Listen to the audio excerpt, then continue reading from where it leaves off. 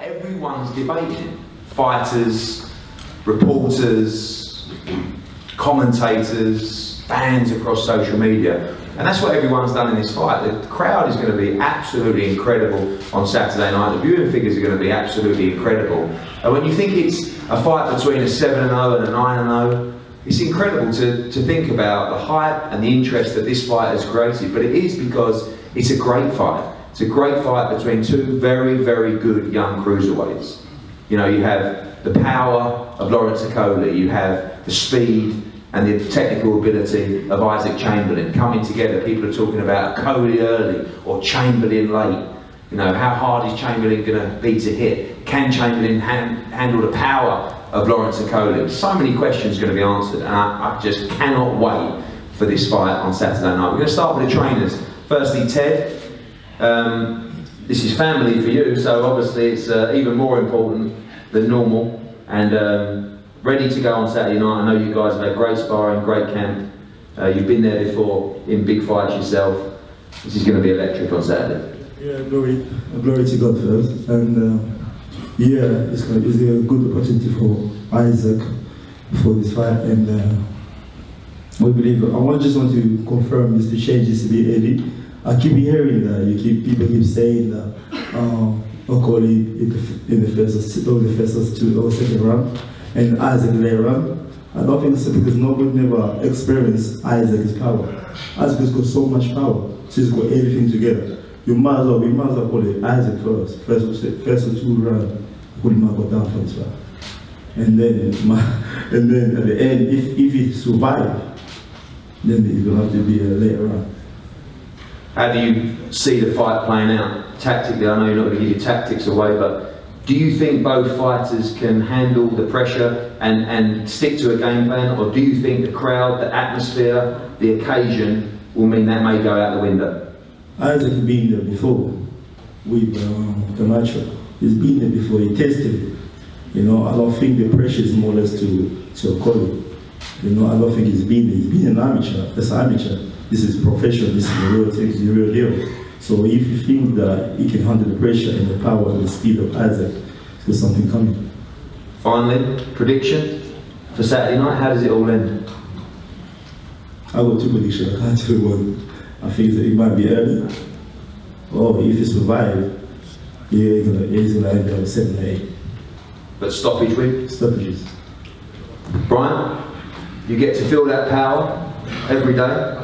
But you've been wanting to step Lawrence up for a while now, and this is big stuff. Yeah, but when I first started training Lawrence, I said to him, I don't think there's no one on these shores that can beat that, and I still think that now. So fighting Isaac is not a problem for me at all. Obviously, they've had a great camp, and Isaac's looking very sharp. What's the difficulties that Lawrence faces, and what's the problems that Isaac's going to have to face?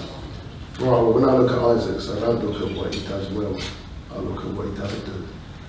And is it that he doesn't do it, or is it that he can't do it? So on Saturday, we'll find out. We'll find out if he can't do what he doesn't do. Isaac, it's been a mad build-up to this fight. I've seen you almost grow in the build-up to this fight. This is what you want, isn't it? This is what being a fighter is all about, being the big nights, belts on the line, big domestic rivalries as well. A couple of days to go before that big moment when you both walk out of the O2. Oh yeah, I'm really excited. I've prepared diligently in camp, you know, and I'm just rearing to go. You know, the talking is done. You know, I'm tired of talking. Certain other people just keep talking on social media about, yeah, Olympics, but you know what? This is different. You know, this is a professional game, and I'm ready. I'm surprised he didn't wear his Olympic tracksuit with him, because that's all he talks about. So, yeah. What are you going to do on Saturday night? What do you need to do to beat Lawrence Okolie? Do you need to box him? Do you need to turn it into a dogfight? Win at all costs, just win. That's all I'm prepared to do. That's my focus, just win. Forget how it comes, I'm just going to win. Finally, how important is it to you, not just for your career, but personally with your support that you're bringing and everybody tuning in, how important is this fight to win on Saturday night? Oh yeah, very important, you know. A win could put both of our careers in massive stead, you know, and make both of us stars overnight, you know, and obviously Lawrence can come back after this defeat. And I know I said finally, but I have to ask you as well, prediction? Your coach, Ted Bamby, says it doesn't go the distance and you win by knockout. Do you feel the same way? Well, there's always a plan A, plan B, plan C, whichever plan I have to use, and adapt to get him out of there, I'll use. So it will definitely be a stoppage. Lawrence, time is here for you as well. You haven't had those championship rounds yet, like Isaac has, and you're going up many, many levels on Saturday night, but you believe you're ready for action at the O2. Yeah, it's all about believing in myself.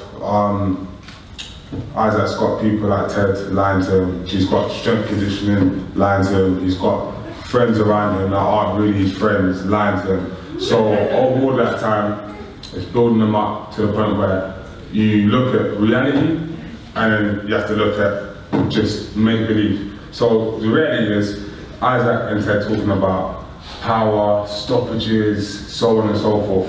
And then I actually look back and I watch Isaac's fights and I watch the reality of standing in front of me and I think, okay, he's taken X amount of rounds, like his strategy to stop people is the same every single time, which is possum, get in there, they get tired, then he gets a stoppage. So I think that the problem with Isaac and Ted is that they're looking at what Lawrence, they're planning on winning this fight on what I don't do or I don't do well, if that makes sense. So it's not Isaac's so good, it's Lawrence is going to get tired later or Lawrence is going to make this mistake, that mistake.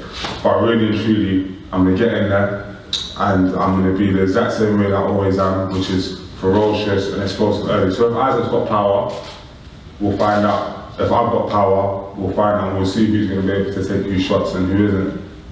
This feels a lot like another great domestic rivalry fight, Anthony Joshua against Dillian White at the O2. We just saw the game plan, everything go out the window, and it ended up being a street fight. Does that happen on Saturday, or is it important to keep your composure?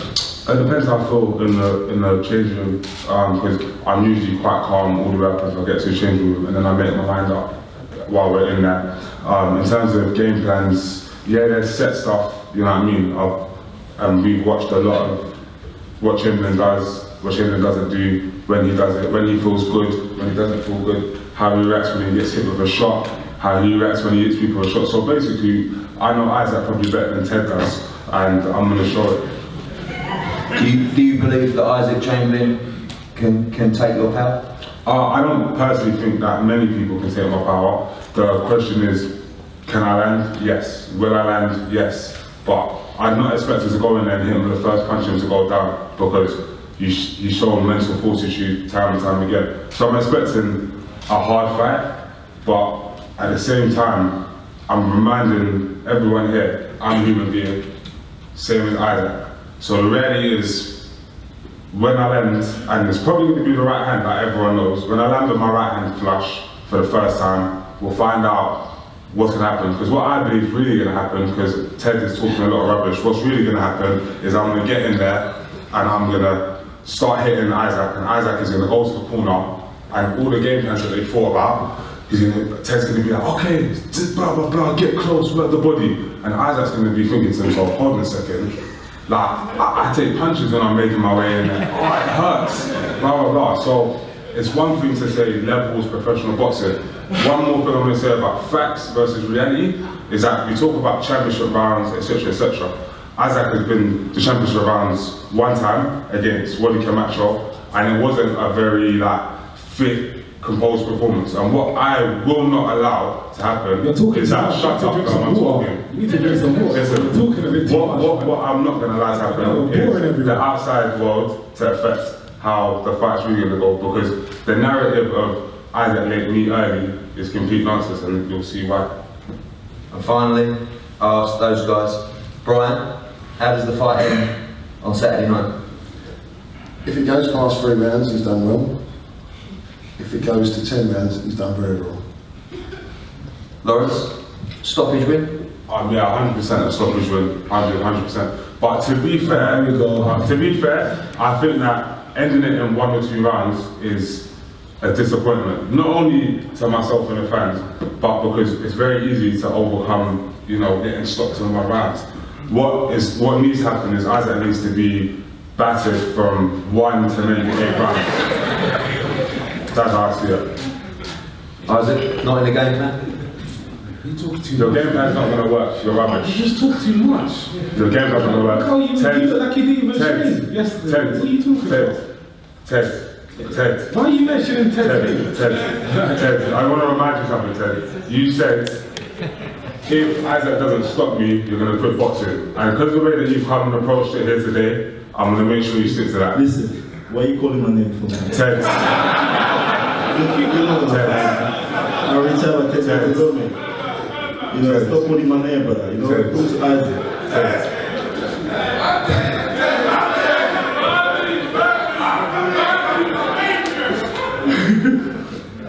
Okay. The talking is nearly done.